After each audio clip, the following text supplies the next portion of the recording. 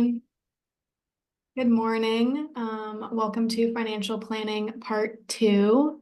I'm Emma and joined by my colleagues Marisa and Sarah today, and we'll be walking through this content.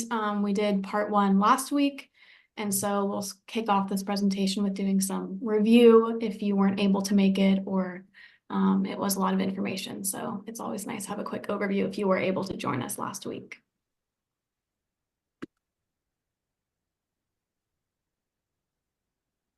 Oops. And just a little bit about NFF.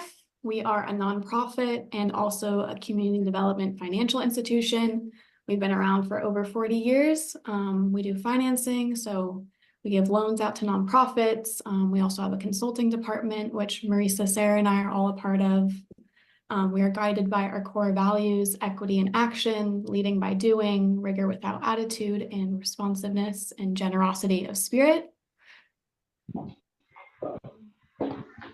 And our goals for today, we want to understand the different components of the balance sheet. Last session, we focused on the business model and the income statement, but today we're really going to focus on the balance sheet and capital structure. We're going to identify how information from the balance sheet can inform organizational budgeting. We're going to learn how to calculate and assess an organization's liquidity and availability. But before we do all of that, and I know some of you have already entered your name and your organization.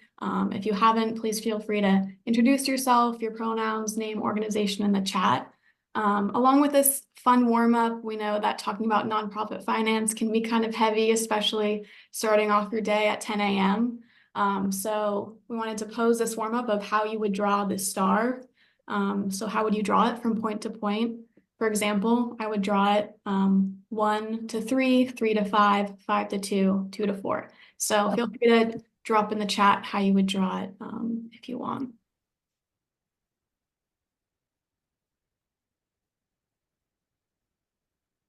We also have a couple 1, 3, 5, 2, 4, 1s. Awesome.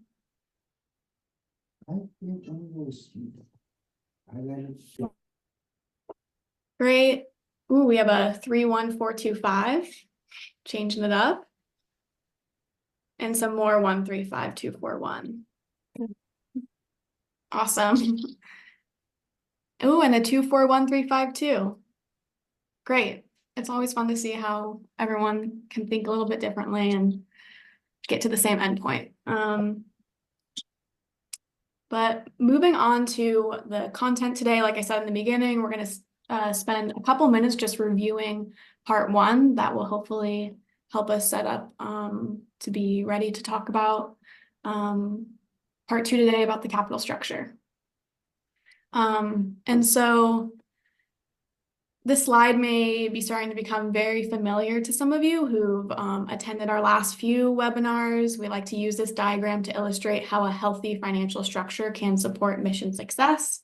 And so mission impact is at the center of this diagram because working in the nonprofit sector, everything we do revolves around our mission and supporting our communities.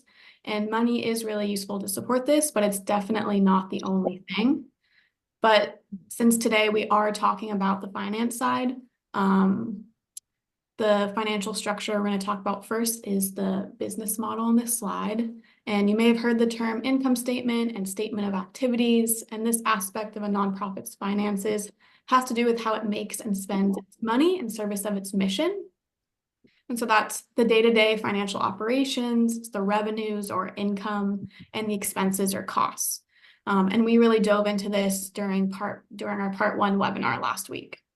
And so when your organization has a healthy business model, which means it's consistently bringing in more money than is going out, meaning its income is greater than its expenses, then it can generate surpluses. And surpluses can be saved and reinvested back into the organization and build up its balance sheet. And on the balance sheet or statement of financial position is where you can find what the organization owns and what it owes. And these are their assets and liabilities.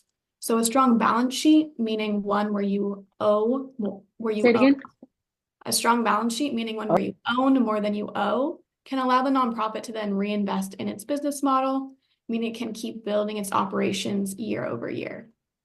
And I'll be reviewing some of the business model content before we move on to the capital structure. And we're taking a look at a simplified representation of an income statement on this slide, and an income statement which reflects the business model. And that's that first financial structure we talked about in the diagram on the previous slide. And an income statement is always formatted basically the same way, even if you have additional categories and details and line items. So at the top of the statement is revenue, and that's how we make money. And some guiding questions when looking at your revenue are, where did that money come from? Come from grants, contracts, individuals? How flexible is it? How much of the revenue is held without restrictions? How much of it is held with restrictions? Are these revenue streams reliable? Maybe you have a really strong relationship with a funder and are really confident that you'll keep receiving that funding year over year, or are those funding streams at risk? And so following revenue is expenses, and that's how we spend money in service of our mission. And some questions to reflect on as you're looking at your expenses are, what is the expense structure necessary to run the organization? What's changed over time? What's fixed, meaning expenses that stay the same year over year? And what's variable? And how closely can management adjust expenses to match variations in revenue year after year? And ultimately, we want to know the profitability or the bottom line, which is that surplus deficit line that you see at the bottom of the slide.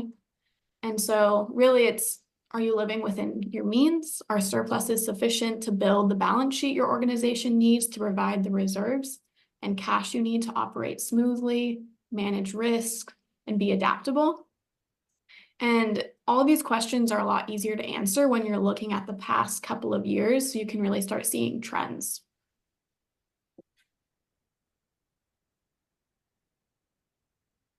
And last session, we talked about how the income statement and the budget are connected.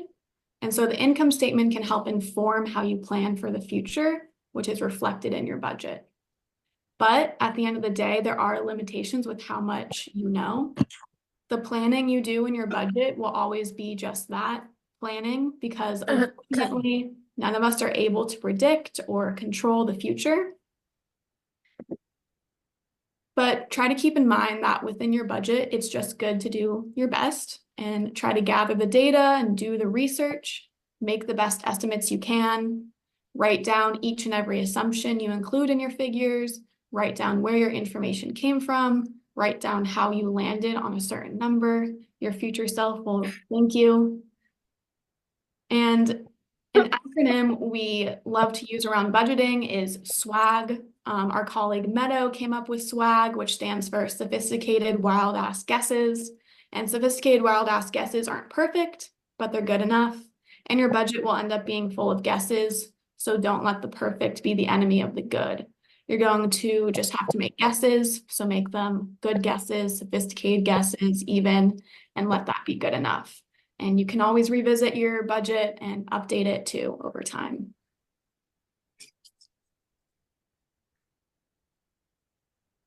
And lastly, we wanted to wrap up the review with this slide to share what a healthy business model would feel like. So how would you operate differently? And that looks like you're not worried about paying your bills. You're not worried about risk. You know that if something unexpected happens, like losing funding, the organization has the savings and safety net needed to manage that loss or risk. You're excited about new opportunities. So when they arise, you know you'll have the space, capacity, and resources to take advantage of them. Your staff are paid fairly and supported in their jobs. They're not working repeatedly overtime or burnt out or over capacity. You have the resources you need to deliver your mission. So if you're in housing, you've got enough buildings. If you're in social services, you have trained staff with the right skills and you have enough equipment and supplies. You may have a line of credit even, but the balance on it at the end of the year is always zero, and you have a plan for paying off any other debts as well. So these are just a few examples of what it would feel like and look like to have a healthy business model. But I'm going to pass it over to Marisa now, who's going to dive into today's content about the capital structure. Thank you so much, Emma. So like Emma mentioned in her review, we spent a lot of time talking about understanding the business model and how it's connected to the income statement. And now we want to transition into that other piece of that diagram that we've been showing you, which is your capital structure and how you can better understand your capital structure by looking at your balance sheet. So when we talk about capital structure, that is, I'm going to move us forward here. It is different from the business model, but they are also connected.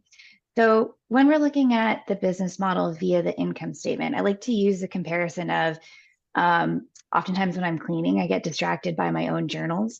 And so I'll pick up my old journal. And if I were to read through every single entry from that year, that's sort of the same thing as looking at your income statement. You're looking at all of the different activities, all of the revenue that came in, and all of the different type of expenses that went out for that particular organization, right? You're looking at the totality of the activities within that year. When you're looking at a balance sheet, that's like if I were getting distracted, picked up my journal, and only read one entry for one day. It's just one snapshot of one moment in time for me, how I was feeling, how I was doing. So, in that way, when you're looking at your balance sheet, that's really just a snapshot of one moment in time for an organization. It helps you understand what resources that organization had on hand, what they may owe, and what they own free and clear. We're going to talk a lot more about those terms in a moment. What you should also know is that the business model and the capital structure are connected. So we've talked a lot about how a healthy business model is continuously generating surpluses, right? Well, those surpluses go into building up what an organization owns and also what it owns free and clear of its obligations, which you'll hear referred to as net assets or net worth. Conversely, if an organization is breaking even or generating deficits, that starts to eat away at that net worth, right? So that's why we say when you're building up those resources, you're doing that via those surpluses. Surpluses from the business model or the income statement go into building up the resources that you see on the balance sheet. So when I talk about capital structure, what I mean by that is at that one moment in time, what does an organization own? What's available to it? What's the size of it? What's the nature of it? What does it owe? And what does it own free and clear? When we talk about capitalization, what we mean is how do those resources that the organization have on hand, how does it connect with the organization's long-term goals and its mission? And when we talk about balance sheet needs, which you're going to hear us refer to throughout this conversation today, when we say balance sheet needs, what we mean are what are those items, those resources that the organization can be planning for and tending to beyond the regular expenses of the day-to-day work. So sometimes organizations can be well capitalized, miscapitalized, or undercapitalized. And we want to talk through what that can feel like to really keep expanding on this concept of your capital structure and capitalization. So when an organization is undercapitalized, it can feel like this tiny truck carrying way too much. It doesn't have the right resources for what it needs to do. So an example of that could look like an organization that may have cash on hand and may have access to cash, but that cash is extremely restricted. And this organization says, we need to actually build up more flexible cash because we may experience timing issues with when we receive cash or we're waiting for reimbursement from contracts. So that's what it can feel like. Things are tight and you just don't have enough of the right resources to support your work. Another thing that can happen is an organization can be miscapitalized. And so that can feel like this comically large truck bed for this teeny tiny Tonka truck.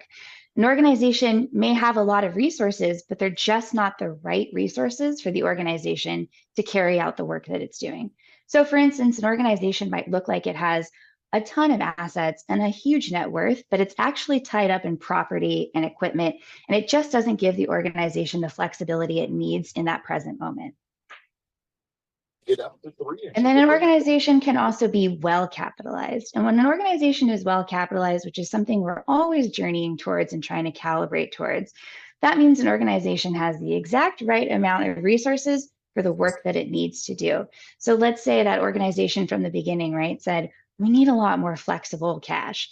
Then they've, set out on a strategy to build up resources of of surpluses and flexible cash. So now this organization looks like we have the right amount and the right nature of resources to help us carry out our shorter and our longer term goals. So you've heard me mention terms all throughout. I want to make sure that I'm defining them and showing you what a typical balance sheet can look like. We're going to talk through what you can find on it and what that might mean. And then we're going to actually look at what a balance sheet looks like with numbers attached to it and all the different information that you might see on a balance sheet. So when you're looking at a balance sheet, the first thing you're going to see is assets. And assets simply means what an organization owns. Typically, these assets are listed out in order of most liquid or most flexible to least liquid or least flexible.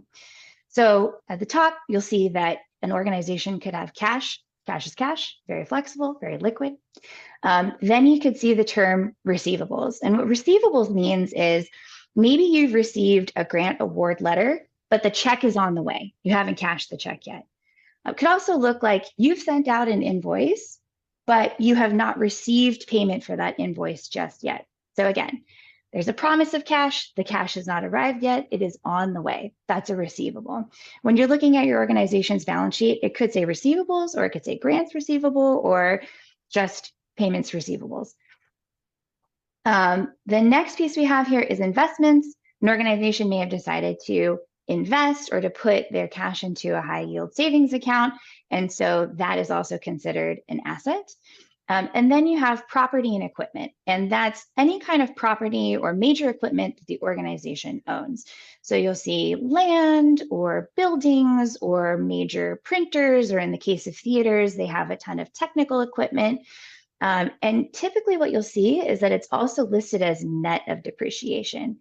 What that means is there's a calculation to determine what's the useful life of this property or this equipment, and how might it sort of experience normal wear and tear over that useful life. And so it's not necessarily any kind of real expense. It's just a way to gauge, if you were to sell this piece of property right now, what would you actually get for it, considering it's gone through wear and tear. The next piece that you'll see on a balance sheet is liabilities. And liabilities is simply what the organization owes. So you could see under liabilities payables. And so this is sort of the reverse version of receivables, right? You've received an invoice, but you have not yet paid that invoice yet. The next piece would be a line of credit or debt or credit card debt. Anytime you've entered into a debt agreement, right? It could be a loan, it could be a bridge loan, it could be, like we said, a highly flexible line of credit, or simply credit card payments. And another liability that you could see is deferred revenue. And that's come up a lot. So we wanted to make sure we define it, because organizations do encounter it quite a bit, especially if you're involved in performing arts or in education. So deferred revenues is defined as you've received payment from a client for a transaction or a service that has not yet occurred or been provided. So what we mean by that is, using a theater again as an example, they sell tickets to their shows, but they also sell tickets to the entire season of their shows. So oftentimes people will buy those season tickets well in advance of any of the shows taking place, right? So what that means is, if they were to cancel the season for any reason, which we did see a lot of in the pandemic, right? When we had closures and shutdowns, technically that organization needed to be able to pay back all of those subscribers, right? So they've received the payment up front, and now they're promising to carry out an activity. Another example could be, maybe you do programming where you have tuition at an accessible cost. You receive the student's tuition, but the classes haven't started yet, right? So if we were to look at your balance sheet at that snapshot in time, that may show up as deferred revenue, right? Again, it depends. And then finally, we have net assets, or you've heard me call it net worth. What that means is, this is what your organization owns, free and clear of those obligations or that debt. So it's your assets minus your liabilities, what's left over. That's your net assets or your net worth, and we call it what you own outright. But of course, it's nonprofit finance, so it's a little more complicated than simply what you own outright. There's a lot more nuance within it, and we're going to talk a lot more about it and what it means. But for now, it's important to understand that an organization within its net assets may have net assets without restrictions. So it's flexible, it's available, it may have some board designations, or it may be reserves, but those are designations, policies that you've imposed around those reserves or those designations. They're decided by the organization. They're not any kind of restriction imposed by an external entity, right? So net assets with restrictions in comparison, that's what an organization owns, free and clear of its obligations, but there is some kind of external restriction imposed on it, like from a funder or a donor or from an endowment that's been set up, which is a very complicated piece of net assets with restrictions. We're going to talk a little bit more about it, but it's far less flexible than reserves or board designations. So I'm going to stop there because I've talked through a ton of terminology. I've explained what a balance sheet could look like and what these things mean. So I just want to see if there are any questions that have come up, any terms that need to be defined, because now we're going to put this into practice and look at a balance sheet. But I want to pause and see if there's any questions.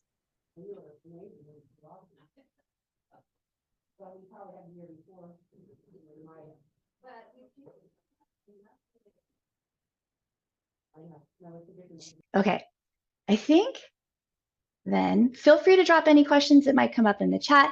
Happy to answer them. But we're going to move over to looking at an actual balance sheet. So this is a balance sheet. You'll also hear us call it a statement of financial position. Again, a lot of different words for things that are the same thing. But this is an organization's balance sheet. What we see here is that it's got the most recent fiscal year compared with the previous fiscal year. So we're looking at 2023 and it's set side by side with 2022. And this is pretty common for a balance sheet. Now we have the assets listed at the top. And so you'll see they have what they own or their assets listed again in order of what's most liquid to what's least. So this organization has cash and cash equivalents. It has accounts receivable. It has grants and pledges receivable. So they have two different kinds of receivables listed out. And then they also have property and equipment, net meaning net of that depreciation. Now we see that the organization has its liabilities listed here. So they do have a line of credit. They do have some accounts payable. They do have deferred revenue, and they also have a mortgage that they're paying. And then the total is listed here. And now we see the organization's net assets or net worth, and it is separated from net assets without restrictions and net assets with restrictions. Then we have their total net assets or their total net worth listed at the bottom. So this is what a balance sheet could look like for an organization. And I want to pause here and just see, where would you look to understand how this organization's capital structure is doing compared with the previous year? What would you look to? What sort of questions might you have? Where does your eye immediately go towards to try to understand how this organization's capital structure is doing? And you can come off mute or drop it into the chat.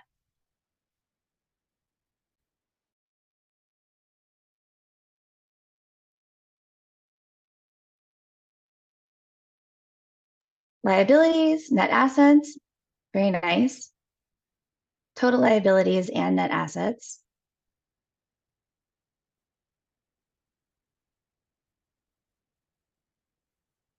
Any other thoughts, any other areas where you would look? Look at the bottom line, yes.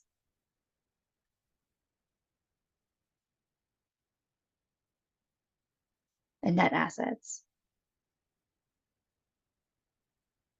Okay, great. Well, these are all really great answers, and a lot of what IDK, totally appreciate that as well. Always really appreciate the honesty about it. And I think all of these points are great, and I'm going to say yes and, right? So yes, I would also be inclined to look at the liabilities. I'd want to look at how they're changing over time.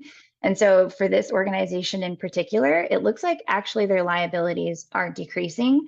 But then I'd also want to look at liabilities in comparison with assets, right? Are the liabilities larger or smaller than the assets, right? So in this case, the organization's liabilities are less than the assets, which is good. Means they would have enough to cover their obligations. But then there's more nuance within this, right? So then I'd want to say, okay, but how much of their assets are flexible? And so you'd look to their cash, and I would compare it with the less flexible assets like their property and equipment. And I'm seeing here that, okay, cash is declining and cash is much less than their property and equipment. So maybe this organization feels like there's less flexibility in terms of their resources. Another thing I would look at is exactly what everyone was mentioning is what is the total net assets, or looking at the net assets picture. And yes, I would look to that too. But similar to how with an organization's income, I'd want to zero in on their revenue that they're receiving without restriction. I'd also want to look to that too, because that means this is a highly flexible part of their balance sheet, a highly flexible part of their capital structure. So I'd say, okay, I can see that, first of all, their total net assets are declining, but what does that mean in terms of overall net? Is it declining overall, or is it declining in one area over the other? And I'd see that, yes, it is declining overall.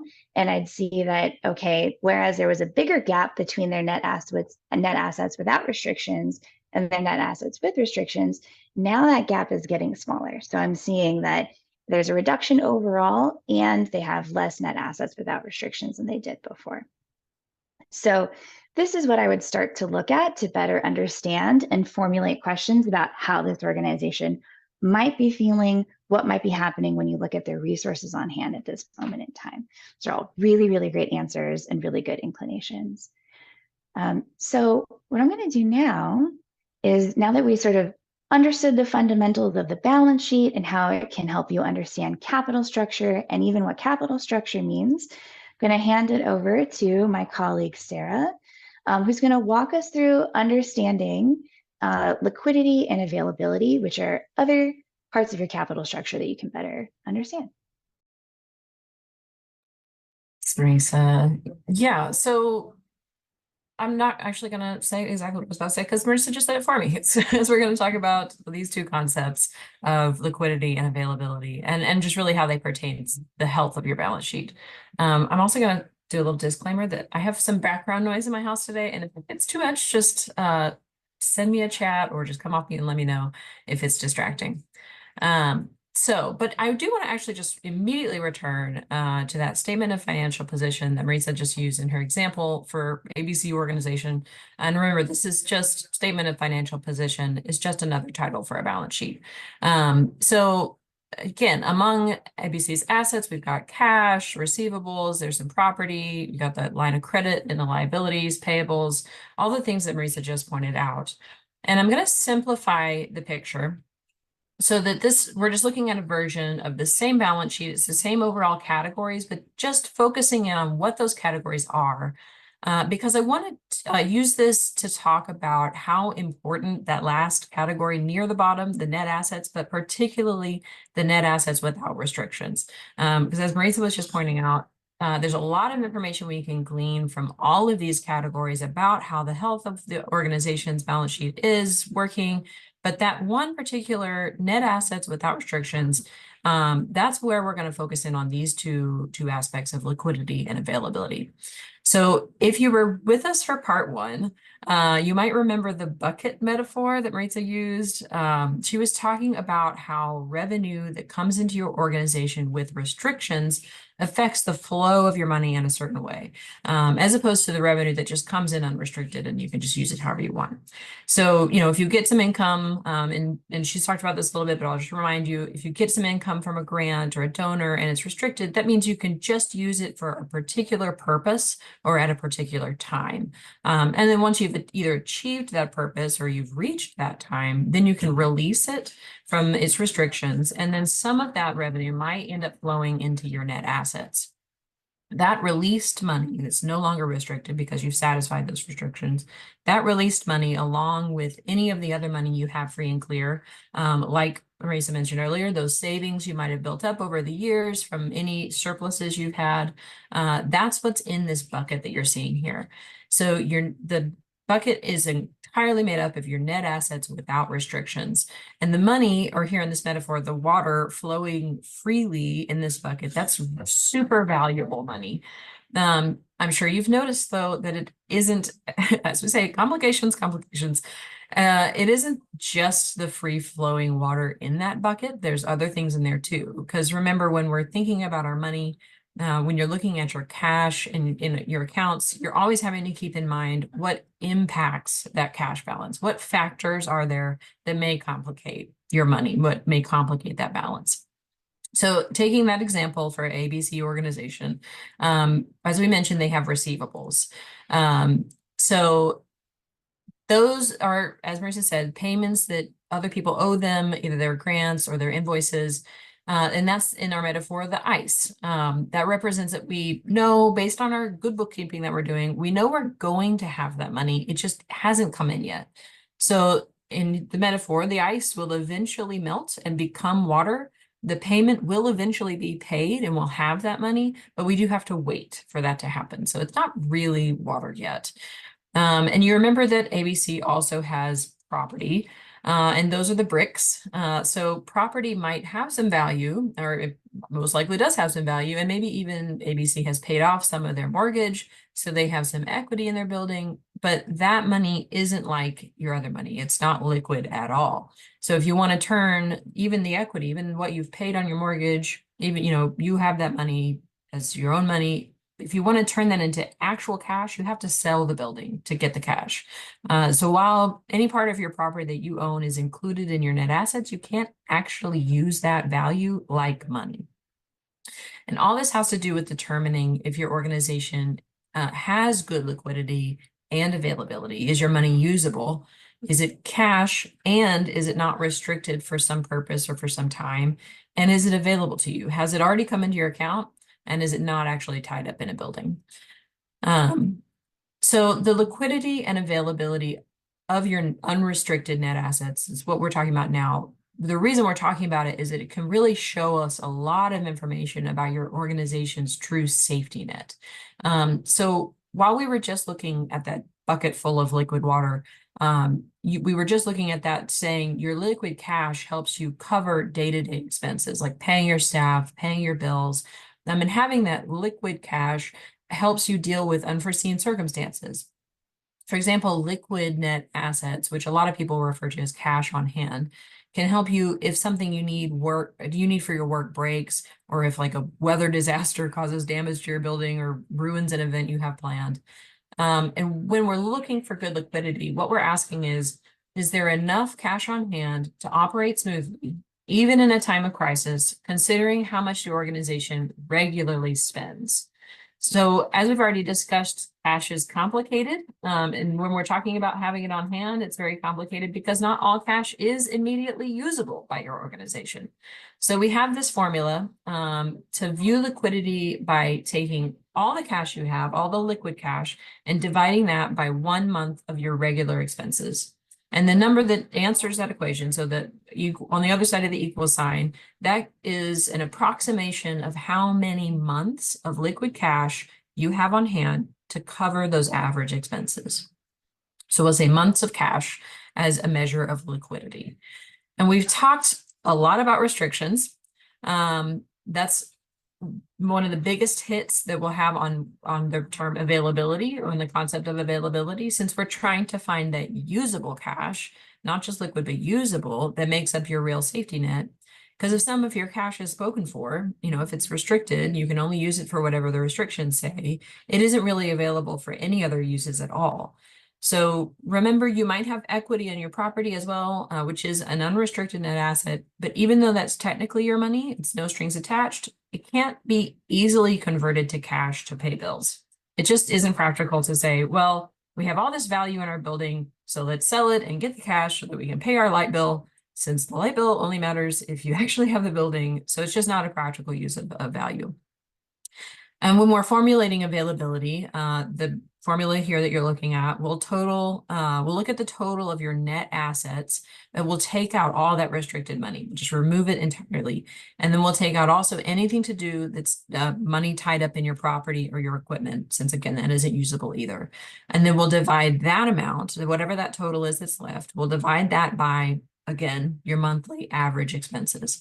Then the number that answers is we'll get another month of, or another total in months. But instead of it all just being cash, it's what's available cash to use for those monthly expenses in your net assets. And I'm actually going to pause just for a second if anybody has any questions and see. I said a good chat. What is best practice? Ooh, you're setting up the very next slide. So I'm not going to answer that particular question because I'm literally about to. But are there any other questions right now? And we'll pause again if you're still kind of percolating on something, then don't feel pressured because I'll give you another chance. Okay, then hearing none, I'm going to show you this. So, and in fact, I think this was actually a discussion that kind of started in the chat in part 1 last week about like how much is a good goal to have in your reserves, like when we want to put some money back, like is there kind of a standard? And while I definitely very upfront want to make sure you know there is no hard and fast rule, there is no standard. This is it's, you know, for your organization, this will depend on your own circumstances, but we do kind of generally see a range of what a comfortable amount of cash on hand would be for an organization to have and operate smoothly and with minimal stress. And I want to really land on that. This is mostly about how this feels. So when we're asking how much cash should we have, we're really just asking, what is that comfortable amount of cash that helps the leaders of your organization keep that stress low and feel confident that things can be handled? So just to orient us, this table lays out some of these levels that we're familiar with, which are, again, by no means hard and fast rules. This should not be misunderstood as recommendations. This is just how we've seen organizations when they have this amount of cash, what that kind of feels like for them. And then defining some of these things can be helpful to saying, okay, well, we really want to try to work to get to a little bit more cash on hand. And again, all this will change based on your own factors because certain organizations, depending on their size, need different amounts of cash, or if you know how your cash ebbs and flows and what, you know, expenses and income you see on a regular basis, how your understanding of this, of your own big picture, how that functions will affect where your own comfort level is and where you get stressed out. But so on the last slide, we talked through those formulas that help us calculate months of cash, months of available net assets. And those are both cash totals that we were weighing against your, like I said, your months of expenses or your monthly expenses, your average of monthly expenses.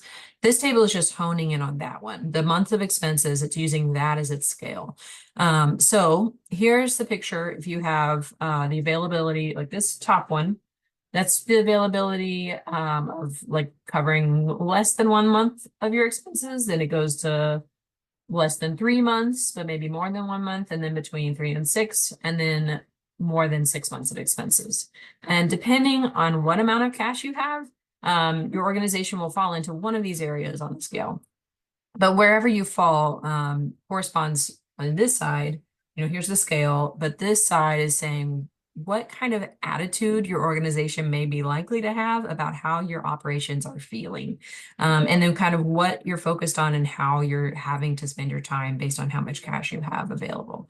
One last time pointing out, this is very subjective, and it's just demonstrating that liquidity and availability, those measures of how much cash you have that's usable, that's flexible, that's available to you, that can impact your state of mind. So it's just something to be mindful of.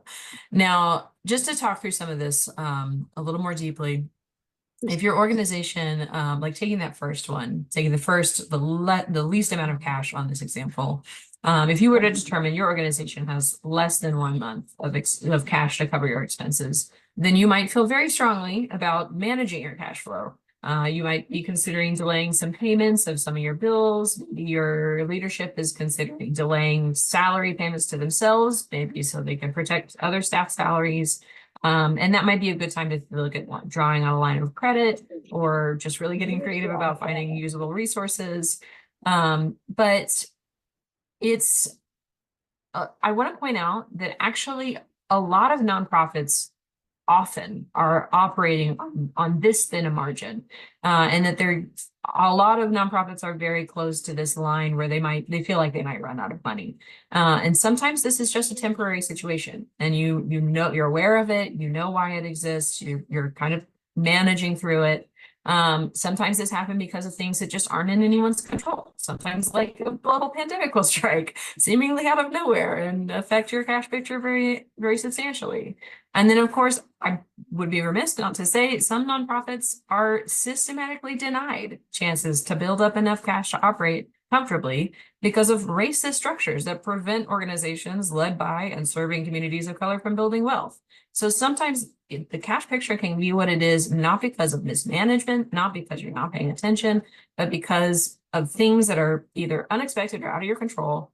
But even so, it's helpful, and regardless of how you arrive in any particular section on this table, it's good to be aware of this dynamic and this reality, partly because you'll explain maybe why you're losing sleep at night, but then also it's good to feel like you can do whatever you can do to build up your cash levels, to help you plan, to help you feel more secure, and to help you handle risks when they do come up.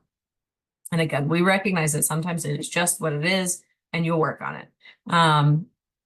But I'm going to pause just for a second again to see if there's questions, but then I'm going to get just a little more hopeful, I hope. So if you're feeling down, just keep hanging in there with us. But yeah, anybody got anything they want to speak on, or they want to ask or comment? I'm seeing some really validating comments in the chat. Thank you so much. Okay. And again, interrupt at any point, drop comments in the chat. Marisa and Emma are also hanging with me there, and we'll answer stuff if I'm not noticing it, because I've got a lot of screens going. So, but yeah, I want to touch last today on really kind of like that idea of building strength. So, you know, we've come through how to measure what strength even means, and then what can affect how you're feeling about how strong your business or your balance sheet is. But what are even areas to think about? Okay, if we're strategically planning for the future, even if we're just unofficially in a strategic plan about the future, just thinking about our budget, where are areas we can start to think about building up that, and how do we? And this is also a callback to part one. If you were there, you'll hopefully remember this, but I wanted to return to it today to first just really tie together how your budgeting process and also changes to your capital structure. When those things are planned in tandem, you can build your organization comprehensively. So you're not just building the like in and out of money on a regular basis, you're also building the structure that supports the work when you're thinking about these things at the same time. So as a quick review, we talked last time about, you know, that normal operations, the money you make and spend each year, and that builds to one bottom line. That's this top part, your current operations. And either you make less money than you spend and you run a deficit, or you make more money than you spend and you generate a surplus. Hopefully, you know, you're in a position to get a surplus. Fingers crossed. But whichever you have, that's the sum total at the bottom of your income statement. That just reflects how you did how you did through the year financially as compared to whatever you were budgeting for the year.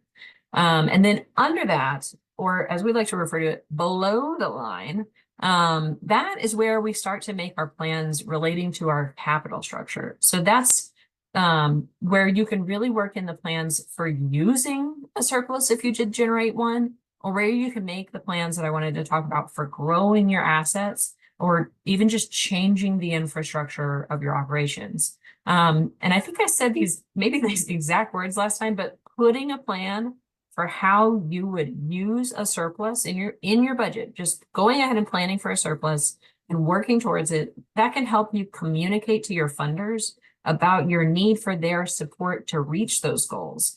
And you can't get what your organization needs without asking for it, And you can't ask for what your organization needs if you can't put that into words. So beyond just making a plan for how to build a surplus each year, this concept of using your balance sheet to strategize around your organization's future, that's another area where you can communicate with your funder. So I want to talk about what some of those ideas that we discuss with our folks a lot.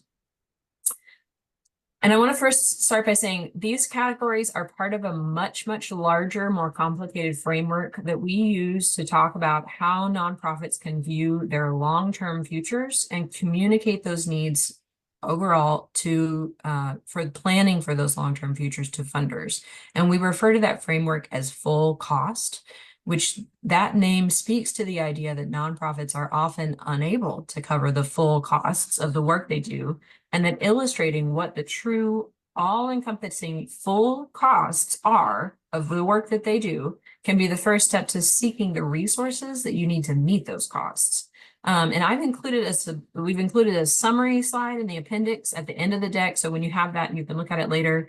And it'll just expand a little bit more on that concept of full cost. And then I also want to say our website has a lot of information about that concept, and you can find it just use the search function on our homepage and find the full cost page.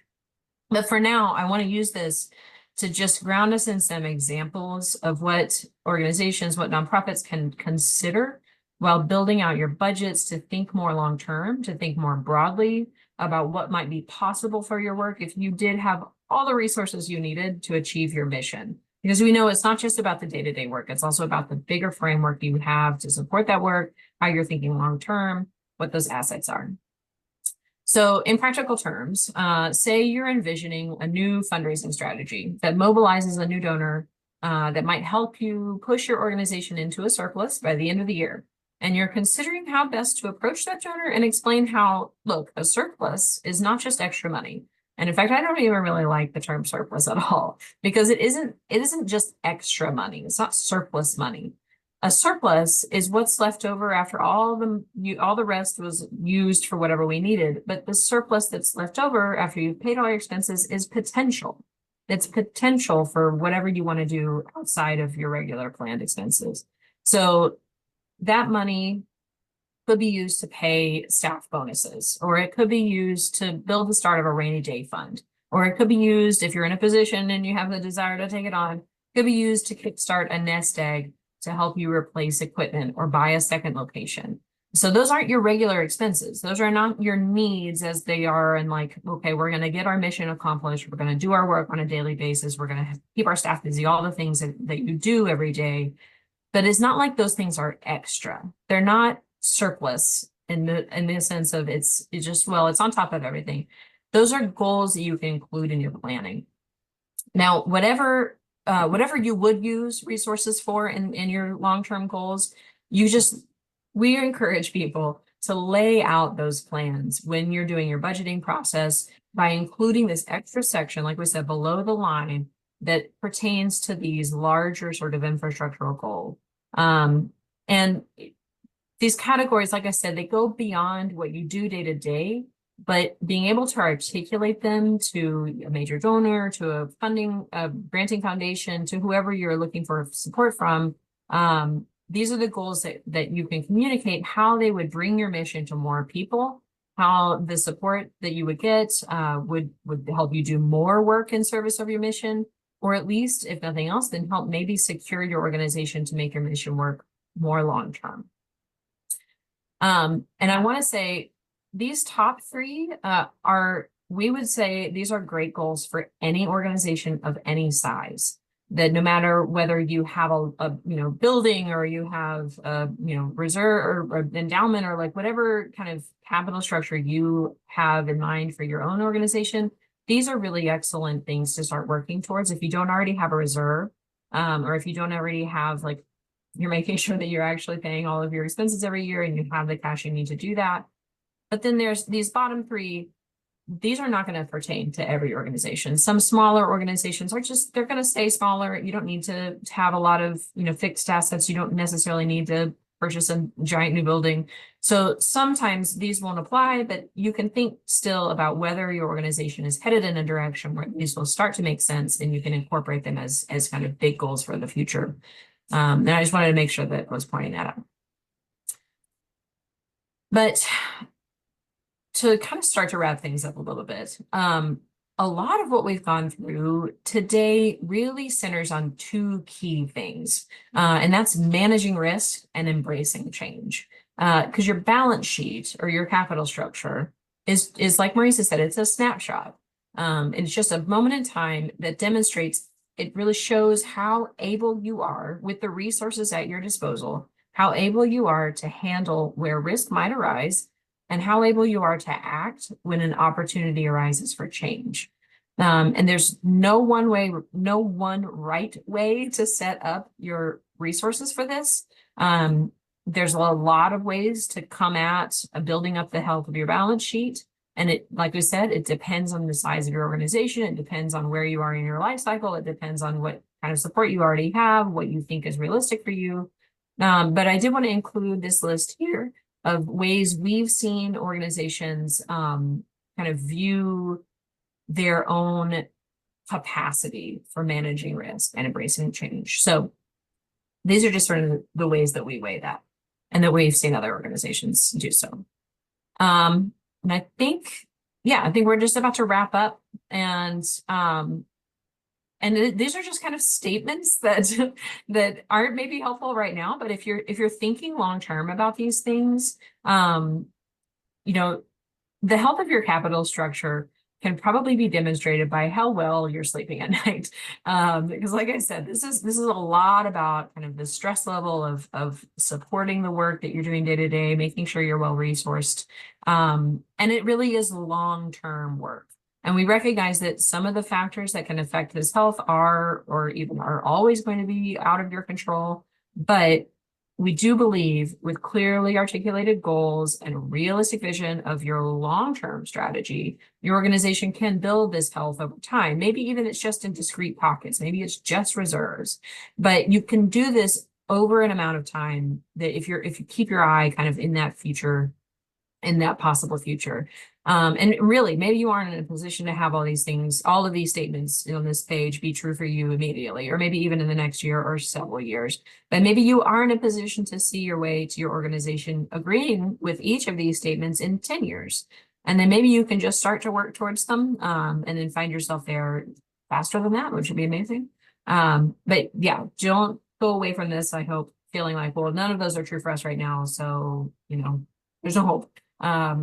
It's about keeping in mind that this is the larger framework that supports your organization, that does just take a lot of time to build, and a lot of work and a lot of planning. But articulating where you want to be, articulating what those goals are, talking to funders about it, those are kind of the steps to getting there. And I am gonna stop now. Open up the floor. So I know we just tossed a ton of information out, and it's a lot of really big and heady concepts, and I hope people aren't feeling overwhelmed. And I see a lot of activity in the chat, which is fantastic. And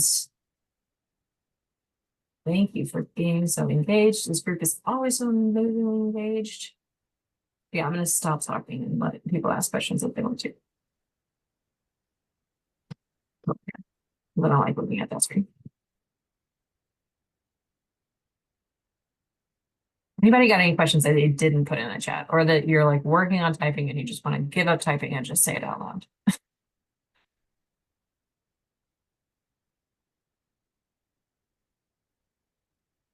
think, Sarah, I'm seeing a lot of affirmations in the chat, and I'm also just going to lift up and read some of the questions that have been asked that we've answered.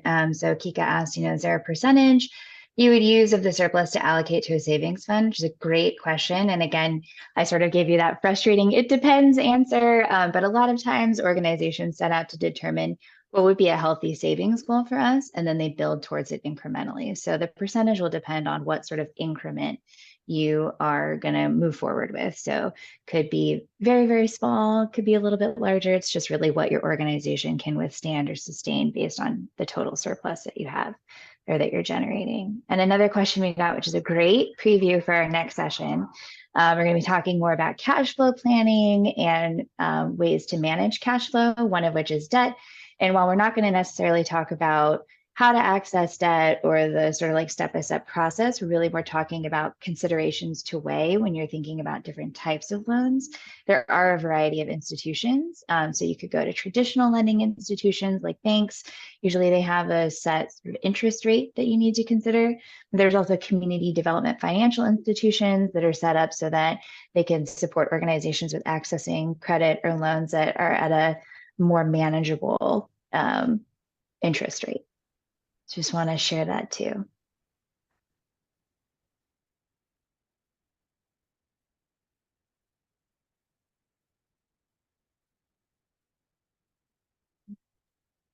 We're gonna land us on this page. Because there are emails, Sneaky providing them for you. Because yes, we love talking with y'all and we're glad that this information was helpful and know that the slides are available to you to review on your own time. And yeah, and if you have questions about it, please don't be shy about reaching out.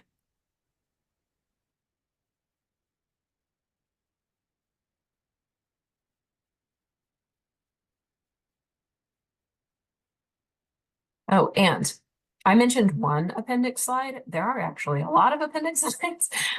So there's more content that we just felt like was not necessarily, stuff to put up on the screen, but it is there for you to keep digging into some of this stuff. So there's even more in the appendix that's kind of related to a lot of this.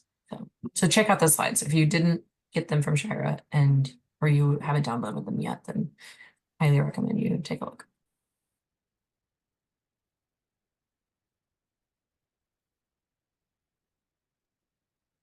Well, thank you for this presentation today. We have one more training. It is cash flow planning. So our team will send out an email to you all about that training, and we hope that you'll be able to make it.